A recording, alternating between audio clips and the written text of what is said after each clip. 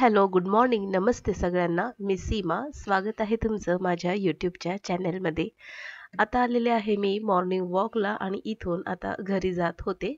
तर हे आहे वेदांत पॅलेसिया जे डी मार्टच्या एकदमच बाजूला आहे. खूप मोठं हॉटेल आहे. त्याच्या बाजूलाच एक रेसिडेन्शियल बिल्डिंग आहे राहण्यासाठी. आणि आता हे बघा समोरचं दिसतंय हे डी-मार्ट. आता मी चाललेली आहे घरी आणि जाता-जाता भरपूर अशी ताजी-ताजी भाजी मार्केटमध्ये आलेली आहे. तर ती मी भाजी घेऊन जाणार आहे. तर मस्तपैकी 2 ते 3 राउंड असे झाले वॉकचे आणि आता मी चाललेली आहे घरी. आणि घरी जात असताना रस्त्याचं काम चालू आहे. भरपूर खोदलेलं आहे.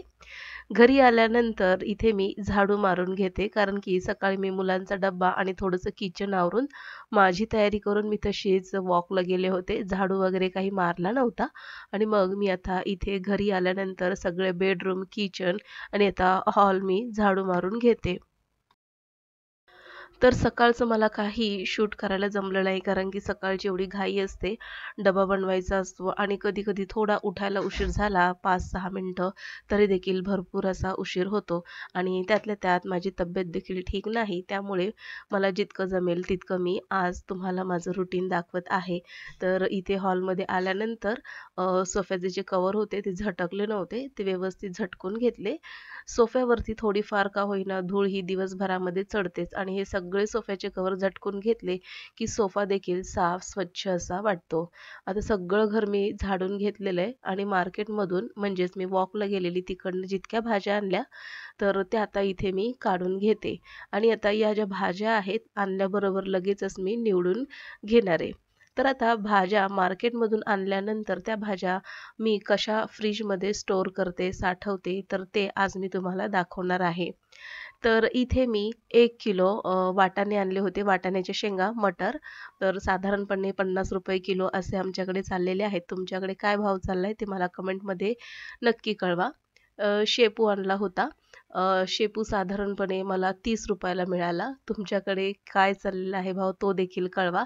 कारण की थंडीच्या सीझनमध्ये आता पालेभाज्या स्वस्त होतात. साधारणपणे गेल्या वर्षी या भाज्या ₹10 ते ₹15 ला मिळत होत्या. पण आत्ता देखील या भाज्या ₹30 पर्यंत मिळतात आहे. आणि हा जो आणलेला आहे लसणाची पात आहे ही साधारणपणे मला ₹25 ला दिली. त्याच्या आधी मी ₹20 ला आणली होती. आणि आता हे आहे पालक. तर आज मला पालकाचा गरगटा बनवायचा आहे.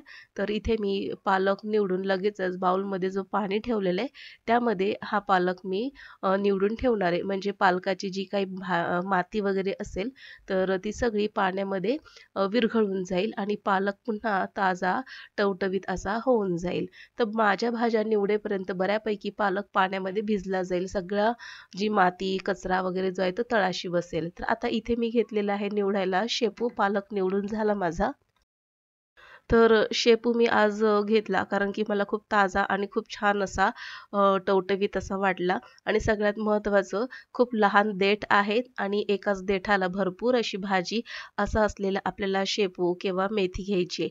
आता भाज्या निवडत असताना काय करायचं शेपू मी कसा निवडते जरा बघा तुम्ही एकदा.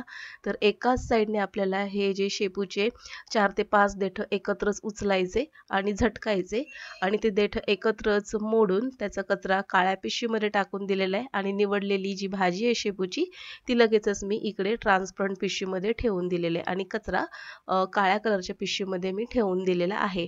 आता या शेपूमध्ये लगेचच जो शेवगा आणला होता मी तो ठेवलेला आहे.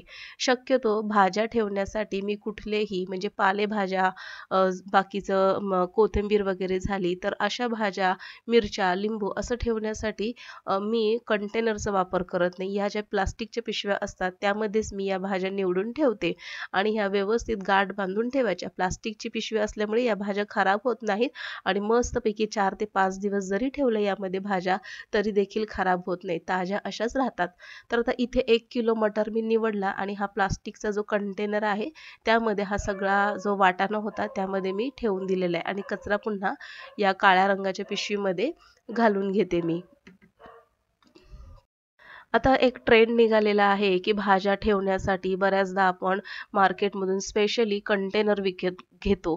तर मला असं वाटतं बऱ्याचदा आपण पार्सल वगैरे आणत असतो आणि त्याचे अशा प्रकारचे प्लास्टिकचे डबे असतात. तर ते आपण ठेवतोच, फेकून काही देत नाही. तर त्याचा उपयोग अशा पद्धतीने तुम्ही नक्कीच करू शकता. आता इथे मी निवडलेला वाटाणा या डब्यामध्ये ठेवलेला आहे आणि दुसऱ्या डब्यामध्ये मी जो पावटा आणला होता, वालाच्या शेंगा, त्या देखील निवडून त्या छोट्या डब्यामध्ये ठेवून घेतला.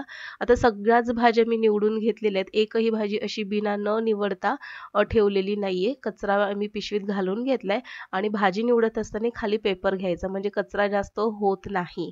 आता हा कचरा सगळा मी पिशवीत भरल्यानंतर हा जो पसारा आहे तो आवरते. प्लास्टिक सगळं मी सेपरेट केलंय. कचरा भाजीचा सेपरेट केलेला आहे. आता ह्या भाज्या मी किचनमध्ये नेऊन ठेवते आणि हा जो कचरा झालेला आहे तर आता हा सगळा स्वच्छ करून घेऊया. इथे मी लसणाची पात देखील निवडून घेतलेली आहे. कचरा झाडून घेते आणि आज मला बनवायचा आहे लसणाच्या पातीचा ठेचा. तर तोंडी लावायला खूप छान असा ठेचा बनतो लसणाच्या पातीचा. तोंडाला चव नसेल, सर्दी वगैरे झाली असेल, तर अशा प्रकारे लसणाच्या पातीचा ठेचा तुम्ही नक्की एकदा बनवून ठेवा आणि मी त्याची रेसिपी तुम्हाला नक्कीच शेअर करते. इथे मी आता झाडून घेतलेलं आहे, तरी देखील पालेभाज्या असल्यामुळे थोडंफार इथे लादीला थोडीशी ओलसर माती वगैरे लागते. तर मी लगेचच आता काय करते हातासरशी ही लादी पुसून घेणार आहे. म्हणजे कसं सकाळी सकाळी झाडू आणि लादी झाली ना की सगळं घर प्रसन्न फ्रेश असं वाटतं. म्हणजे अजिबातच कचरा वगैरे लागत नाही पायाला आणि त्यामुळे झाडू झाला की लगेचच मी इथे लादी पुसून घेते. तर आता इथे बघा सगळा हा जो कचरा वगैरे झाडून झाल्यानंतर ही जी ओली अशी माती जी चिकटलेली होती तर ती एकाच मॉपने लगेचच निघून जाते.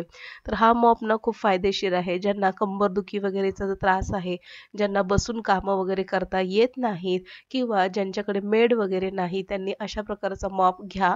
वेगवेगळ्या प्रकारचे मॉप आहेत मार्केटमध्ये, तर मला हा मॉप इझी वाटतो करायला, म्हणून माझ्याकडे हा मॉप आहे. पटकन लादी पुसली जाते आणि मस्तपैकी सोफ्याच्या खाली, बेडच्या खाली, चेअर, टेबलच्या खाली हा मॉप सहजपणे जातो. तर आता ही सगळी लादी पुसून घेतली मी आणि आता किचन वगैरे लगेच पुसून सगळं घर मी स्वच्छ करून घेते. आज सकाळी जास्त काही क्लासला मुलं नव्हती, कारण की कसं आहे ओपन डे असल्यामुळे अ, संध्याकाळीच मी सगळ्यांचा क्लास एकत्र ठेवणार होते. त्यामुळे सकाळी काही जास्त कोणी आले नाही. फक्त एक जी लहान मुलगी होती ती आली, एकटीच होती. त्यामुळे मग तिच्याशी मी थोडंसं ABCD वगैरे लिहून घेतलं, नंबर वगैरे लिहून घेतले आणि आता इथे आलेली किचनमध्ये. तर किचन देखील व्यवस्थित मी क्लीन करून घेते. हे जे आपले कॅबिनेटचे दरवाजे ते उघडायचे आणि व्यवस्थित त्याच्या इथून देखील पुसून घ्यायचं.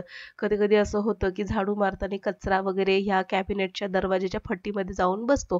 तर लादी पुसत असताना किंवा झाडू मारत असताना दरवाजे उघडून व्यवस्थित झाडू मारून पुसून घ्यायचं. तर आता इथे मी ना किचनमध्ये आले आणि ह्या भाज्या बघा शेपू ठेवलाय, टोमॅटो ठेवलेले आहेत. सोबतच हा पालक आहे पिशवीमध्ये अशा पद्धतीने ठेवायचा. वांगी, मुळा आणि ह्या आहेत ह्या मिरच्या. अशा पद्धतीने या कंटेनरमध्ये ठेवून द्यायचं आणि हा कंटेनर फ्रिजमध्ये ठेवायचा. भरपूर अशा भाज्या पिशवीमध्ये ठेवल्यामुळे मावतात. उगाचच फ्रिजमध्ये कंटेनर साठवून फ्रिजची जागा अडवून ठेवायची नाही. तर हा पावटा आणि वाटाणा आता हे सगळं मी फ्रिजमध्ये ठेवून देते. आणि आता ह्या भाज्या माझ्या सगळ्या आता निवडून आवरून झालेल्या आहे. म्हणजे आयत्या वेळेला मला त्या काढायच्या, स्वच्छ धुवून लगेचच फोडणीला टाकायच्या असं आहे. तर आता इथे मी लसणाच्या पातीचा ठेचा बनवून घेते. तर लसूण मी व्यवस्थित निवडून घेतलेलं, सुकलेली पानं साधारणपणे 1 हात 2 होती, ती काढून घेतली आणि आता याची देठं काढून घेतली. पात व्यवस्थित धुवून त्याचे अशा प्रकारे तुकडे केले. मिक्सरच्या भांड्यामध्ये घालून घ्यायचंय आणि यामध्ये थोडेसे शेंगदाणे आणि हिरवी मिरचीचा वापर करायचा आहे. हिरवी मिरची थोडीशी जास्तच घालायची. लसणाचा वापर करायचा नाही, कारण की आपण लसणाच्या पातीचाच ठेचा बनवत आहोत. भरपूर सर्दी आणि खोकला झालाय, त्याच्यामुळे बोलताना ना मध्येच खोकल्याची उबळ येते. तर आज माझा आवाज थोडासा कमी देखील येत असेल, तर त्यासाठी सगळ्यांना मी सॉरी म्हणते.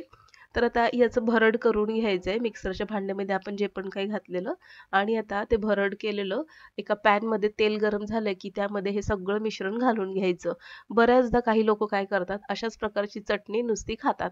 आता या चटणीमध्ये तुम्ही फक्त थोडंसं पाणी घातलं आणि एकदम फाईन पेस्ट जर तयार केली ना, खूप सुंदर अशी चवदार सँडविचची चटणी लसणाच्या पातीपासून तुम्ही बनवू शकता. एकदा नक्की ट्राय करून बघा. खूप चवदार असे सँडविच तयार होतात.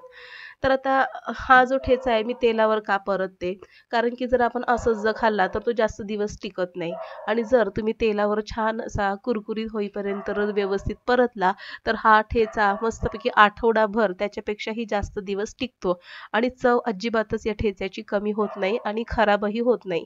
प्रवासात न्यायला, तोंडी लावायला खूप छान असा हा प्रकार आहे.